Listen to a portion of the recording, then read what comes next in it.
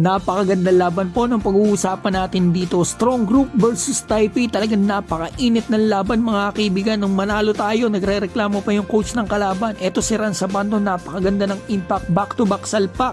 At pinatahimik pa ang crowd. Si Robertson, ang ganda rin ng nilaro. Halika kaibigan, panoorin po natin. Ito po yung starting 5 natin. Makikita natin naka-steal agad dito si Ren Sabando. Sabay layup. Not counted daw mga kaibigan. Sayang yun. Hirap na hirap kasi tayo sa first quarter dito sa field goal. Wala ata tayong field goal. 9 minuto. So ito makikita natin yung ginawa ng kalaban. Mainit na opensa. At the same time, ito mainit din talaga yung laban. Nagkakabakbakan dito yung dalawang imports. Si Agi at yung import ng kalaban. Itong unang puntas natin galing sa free throw line, around 3 minutes, tagal natin walang basket. Grabe nipis naman ng pito na yun mga kaibigan. So ito makikita natin dito, maganda ang depensa ng kalaban dito sa first quarter mga kaibigan. So ito makikita natin dito kay Miller, import natin, magaling yan mga kaibigan. Yan ang unang nakabutas, 1 minute and 21 mark. So ito Robertson umatake, butata siya dito.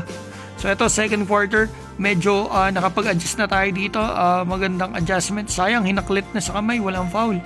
So ito makikita natin dito, magandang pasa kay Robertson, easy dunk, NBA player yan. So ito replay, kapatid ata niya yung isang import pero hindi naglaro mga kaibigan.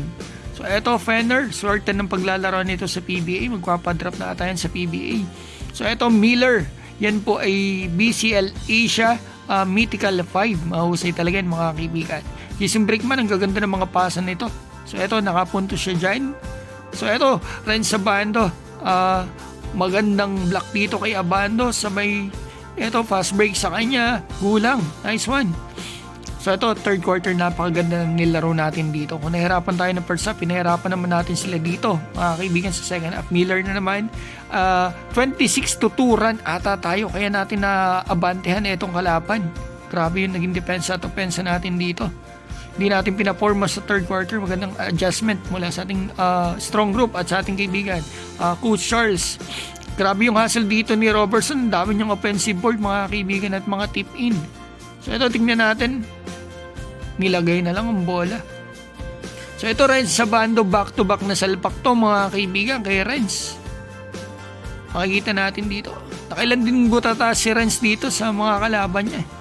So ito mga kaibigan, another one kay Renz Sabando. Sana maglaro na to sa Japan B-League. O sana may pagkakataon sa Anyang kasi si Javi ay naawal daw mga kaibigan. Ang gandang pasa na naman mula kay Renz Sabando. Maganda yung impact ni Ren Sabando sa game na ito. Ito, kita nyo naman mga depensa niya. Depensa, opensa, assist.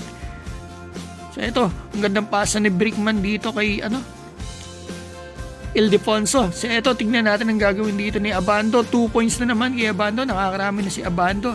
Saka si Robertson. Yan, si Robertson. Tip in na naman mga kaibigan. Galing din sa game sa araw ang itong kalaban nila. At wala sila Gadiaga, yung ilang players. Pero naglaro yung Hinton Brothers mga kaibigan. Pero mukhang lambot. Hindi natin alam kung factor yung back-to-back games nila. Or talagang hirap lang talaga sila at malakas tayo syempre mga kaibigan. Abando, defense daw sabi ng crowd pero pinatahimik po yan ni Ren Sabando. Ito hindi ko maintindihan, pati si Coach Charles kung ano yung sinasabi sa kanya. Tatanong natin mamaya kung ano sinabi sa kanya. Sabi ko sa inyo kung ano sinasabi sa kanya. Mga nagre-reklamo, nagulti mga players natin. Ito War of Revenge kasi yung post nila. Sa kanila kasi itong page yung Jones Cup. Yan, War of Revenge. Yan mga kaibigan. So ito, congratulations sa strong group natin. Shoutout kay Boss Frank Lau at sa ating mga kaibigan dyan nanonood. Maraming salamat po.